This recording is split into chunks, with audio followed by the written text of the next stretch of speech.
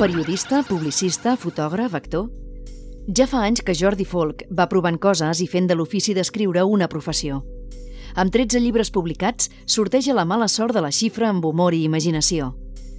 Sant Pere, Antoni Gaudí o el mateix drac de Sant Jordi són alguns dels personatges que passegen pel seu univers particular, on tampoc no falten bolígrafs i xiclets.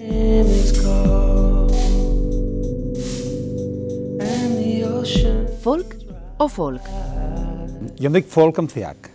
El que passa és que anava a Madrid o anava, no sé si a l'Espanya profunda, i em deien «Hola, senyor Folch», i quedava tot mullat.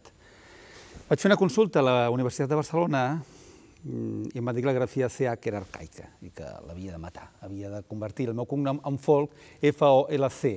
Vaig dir, així no em quedarà cognom. Aleshores vaig fer una variació personal, vaig fer una variació anglosaxona i per això em vaig dir a partir d'aquell moment només als meus llibres i a les meves exposicions fotogràfiques Folch amb CH.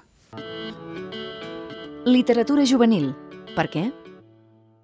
Perquè el món dels adults ha perdut la seva capacitat de fascinar-se per les coses, un punt d'ingenuïtat que tenien. El món adult ha mort, l'infant que tots portem dins, i aleshores històries com, per exemple, L'home que viatjava per fax, que és un conte de fa alguns anys, en el qual un home viatja a través del fax, quin adult se la creuria? Per tant, mentre això succeeix, les meves històries aniran adreçades a un públic que creu i vol creure en coses que no es veuen a primera vista. El secret perquè una història funcioni. Jo quan escric una història que a mi m'agradi, que m'apassioni, que m'ho passi bé. Aleshores, suposo que les mesures que m'utilitzen o que són útils per mi són utilitzables pels altres.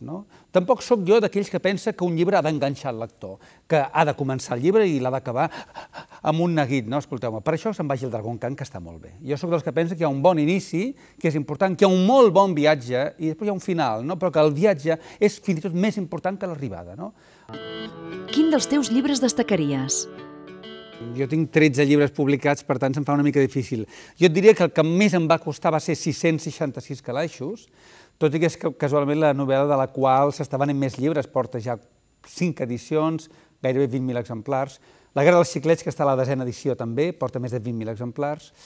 I el llibre més ben escrit per mi és El manuscrit de les bèsties, que és una història de terror. Però tots són llibres meus. Els calaixos em va costar molt, van ser gairebé 4 anys, perquè volia demostrar que era capaç d'escriure un llibre comercial i molt literari, i va ser, com diem-ne, donar cops de pals de sec una mica. Sabia el punt de sortida, no sabia on anava, però finalment, i mercès en Gaudí, perquè la història té molt a veure amb ell, amb l'arquitecte, vaig arribar a bon port. I el teatre?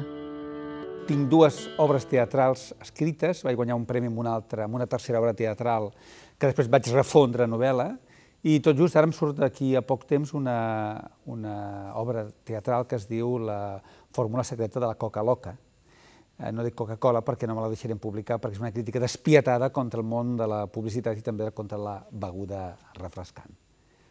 I el meu somni, jo tinc l'adaptació teatral de La guerra dels xiclets a teatre i un dia seria veure-la convertida en un musical, però un musical significa molts diners i una inversió important. És útil llegir? Si hi ha alguna cosa útil i imprescindible en aquesta vida, pel damunt de mirar la televisió, pel damunt dels ordenadors i les consoles, que són autèntics atemptats terroristes contra la imaginació, és llegir. Llegir ens fa feliços, ens fa lliures, ens fa tolerants, flexibles, ens fa coneixedors d'un món que moltes vegades no coneixem. Doncs ja estem. Vols afegir alguna cosa?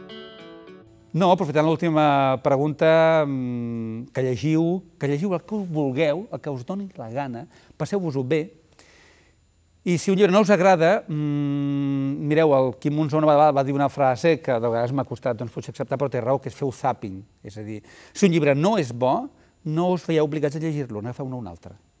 Ho tindrem en compte. Gràcies.